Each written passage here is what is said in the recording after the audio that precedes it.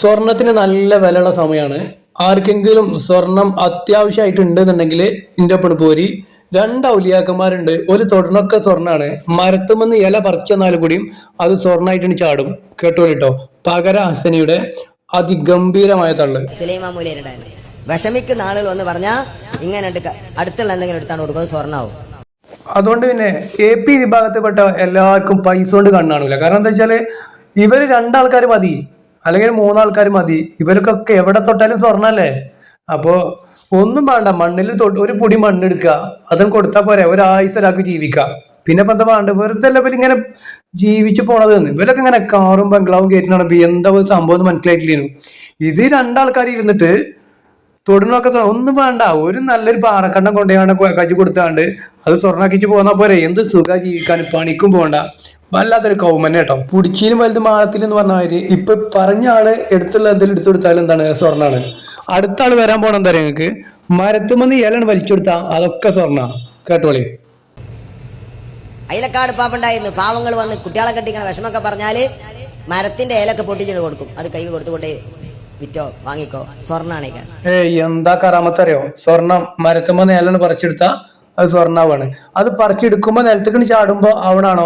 അങ്ങനെയാണെങ്കിൽ മുരിങ്ങന്റെ ഇല പറിച്ചാൽ നല്ലത്. എന്താ അറിയോ, ഒന്ന് വലിച്ചൂരിയാൽ കുറേ ഉണ്ടാവും.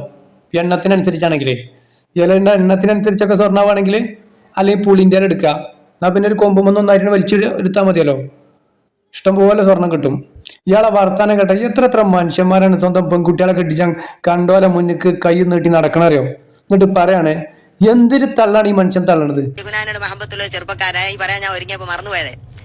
അദ്ദേഹം സൗദിയിൽ പോയി, ഷെയ്ഖുനാന്റെ സമപ്രകാരം പോയതാ.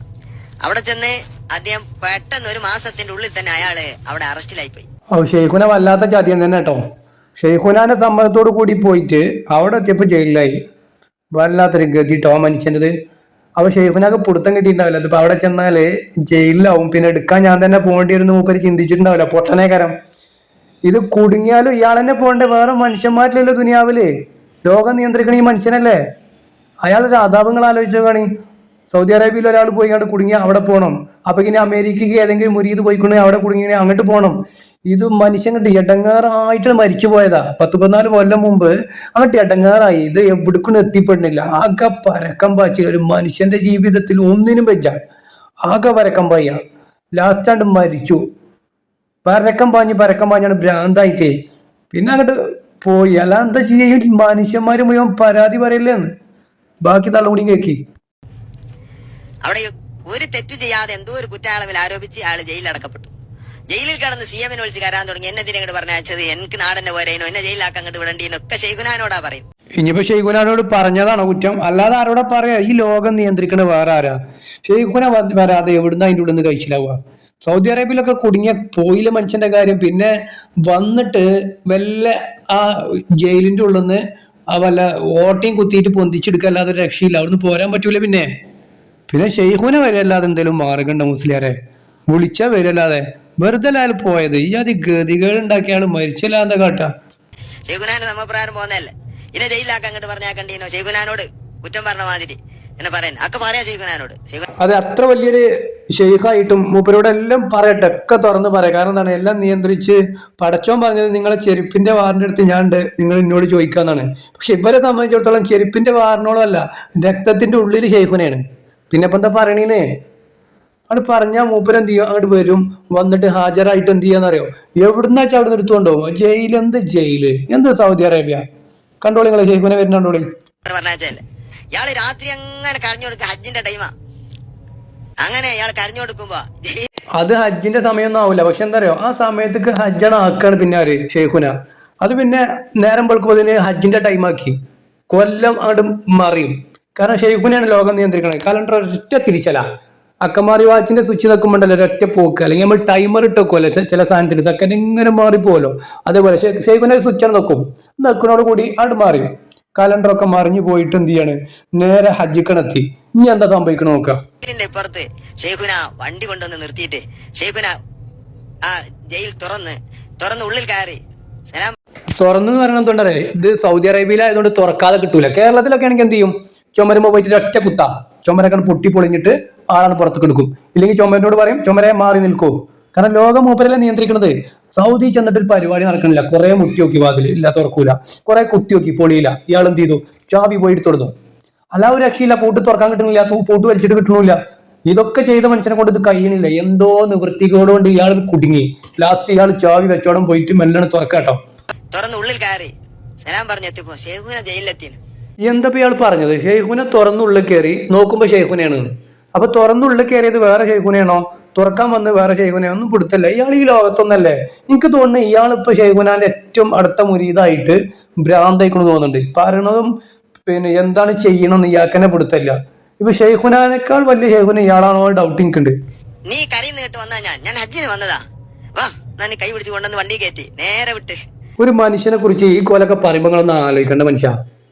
ലോകം നിയന്ത്രിക്കുന്ന ഒരു മനുഷ്യൻ എന്തിനാ ഹജ്ജ് ചെയ്യണ്? മനസ്സിലാവണില്ല. ലോകം ഒരാൾ നിയന്ത്രിക്കുക, ഹജ്ജ് ചെയ്യണോലൊക്കെ നിയന്ത്രിക്കണ ആരാ? ഇയാള്. ഹജ്ജിന്റെ അവിടെ നിൽക്കുന്ന കാര്യങ്ങളൊക്കെ നിയന്ത്രിക്കുന്ന ആരാ? ഹജ്ജ് ചെയ്യുന്ന സ്ഥലവും അതിന്റെ സംവിധാനങ്ങളൊക്കെ നിയന്ത്രിക്കണ ആരാ? മടവൂര് ഷെയ്ഖുന.